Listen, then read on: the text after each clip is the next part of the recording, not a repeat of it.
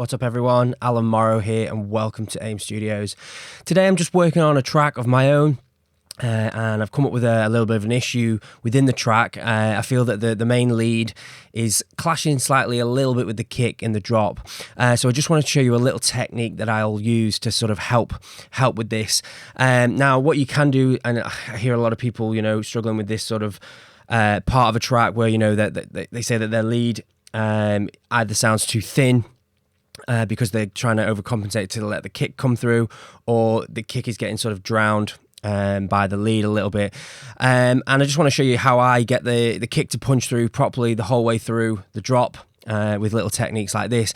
So rather than overcompensating by EQing my main lead and cutting heaps and heaps off the low end to sort of help the kick punch through, a little technique that I do, and it allows the main melody and stuff to sort of have a bit more low end to it, is I use an LFO tool, and what I do is I automate the low end to sidechain anything below a certain frequency. So what you'll see here is I have LFO tool turned on, and I have the split sidechain thing trigger here, whatever we want to call it.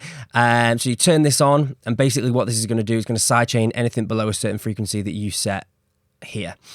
So I don't want that to sidechain over here in the drop, because in the breakdown, because the breakdown isn't clashing with anything. So when you listen to this here now,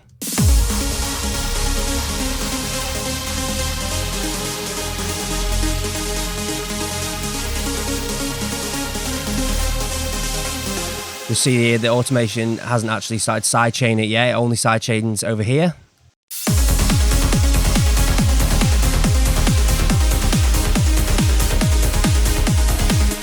So what I'm allowing it to do there is to duck when that kick comes in the drop. So it's not actually doing anything here. So this is, if I just click this off, it's not actually, the sidechain trigger on the low end frequencies is not actually doing anything at this part. It only starts to activate here, where you see that I've automated it here.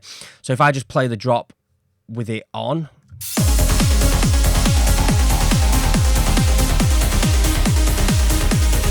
and then what I'll do now is, as I'm playing it, I'll turn it off. It's a very subtle amount, but all these little subtleties definitely help when it comes to getting your final mix down really crisp, clean and professional. So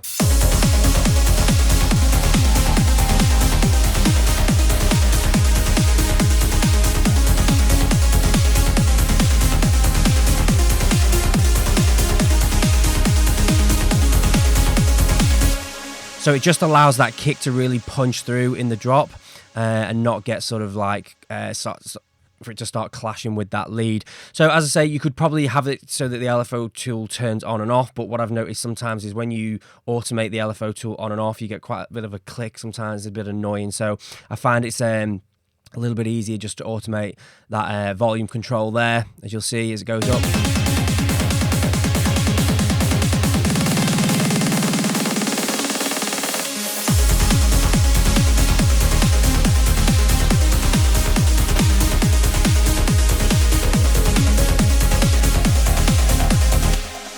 And it just gives it a bit of a lower, cleaner, low end in your drop. As I say, you can do this with any sort of sound that you want, guys. It's not just your lead, any sort of sounds that you feel that are clashing. The reason why I've used it here is because I still want that low end, that nice low end to the lead, so they sound fat and full. It was just having a bit of an issue there with the kick. So this is a little tip and trick that I will use to sort of fix that issue. So I hope you've enjoyed this tip, and I hope it helps you get your track sounding a little bit better. If you are looking for more tips and tricks, please head over to allanmorrowstudios.com. There's much more in-depth tutorials there. Please subscribe to the YouTube channel, and thanks a lot for watching, guys. I do appreciate it, and I'll see you in the next tutorial. Thanks a lot.